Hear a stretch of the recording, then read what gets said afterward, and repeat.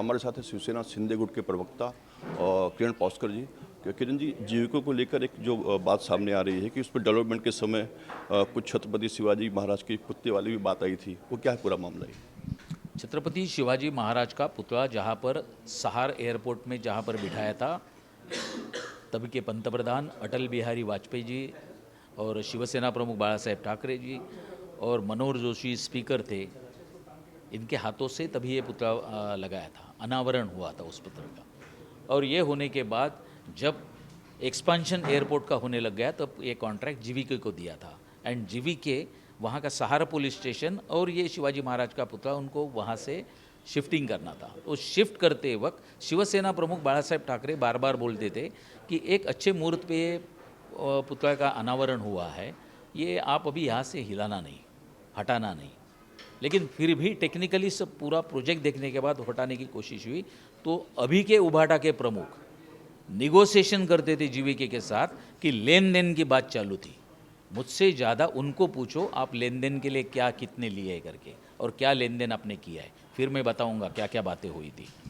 Sir, स्मारक को लेकर प्रधानमंत्री मोदी जी ने माफ़ी मांगी, लेकिन विपक्ष बोलता है कि हमें माफ़ी मंजूर नहीं है। और इसके लेकर उद्धव जी का कहना है कि जो पीएम ने माफ़ी मांगी है उस समय उनके चेहरे पे गरुड़ दिखाई पड़ रहा था, उसको लेकर क्या बोलेंगे?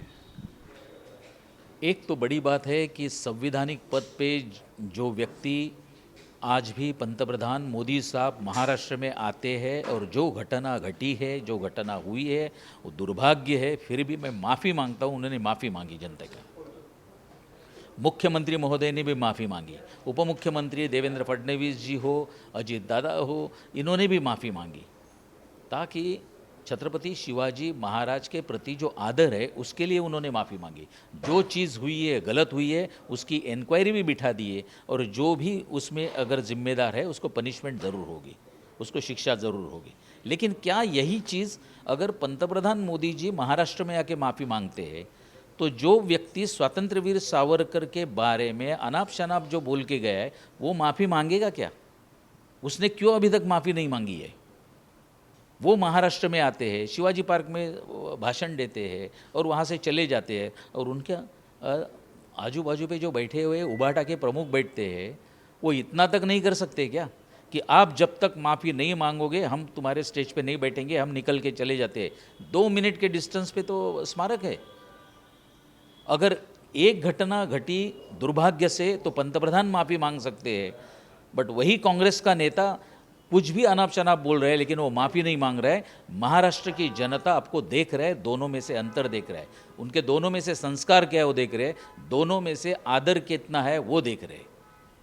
सर, नीतीश राणे के बयान को लेकर अहमदनगर में 2 एफआईआर हुआ है। विधानसभा चुनाव से पहले एफआईआर होना क्या कहीं न कहीं दिक्कत खड़ी कर सकता है? देखिए, आरोप प्रत्यारोप दोनों साइड से हो रहे।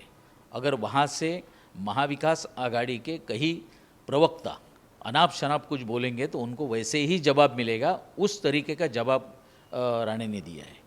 अगर उन्होंने जवाब दिया है तो इस बात को मानना होगा। इनके भी पहले आरोप करने वाले ये है, अनाप शनाप बोलने वाले ये है, इनको अगर कंट्रोल नहीं करेंगे तो आपको वैसे ही आंसर मिलेगा।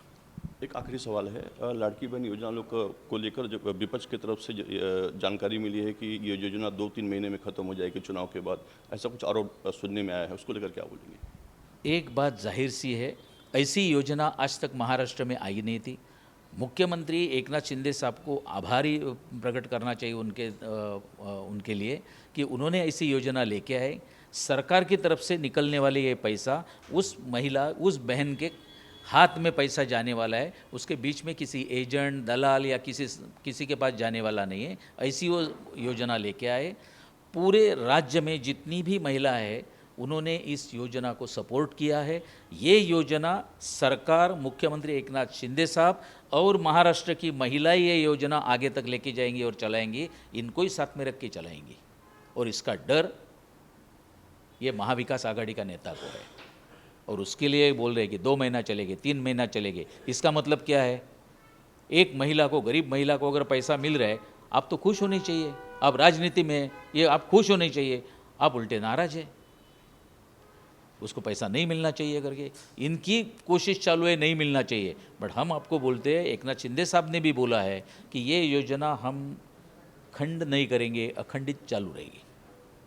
तो कहीं न कहीं किरण पास्कर जी का बोलना है कि लाड़की बहन योजना को लेकर जो विपक्ष की तरफ से जो आरोप लग रहे हैं वो कहीं न कहीं झूठे हैं और ये योजना चलती रहेगी। और वीडियो जर्नलिस्ट शिवाजी काले के साथ अंजनी कुमार मिश्रा, आवाज़ इंडिया, मुंबई।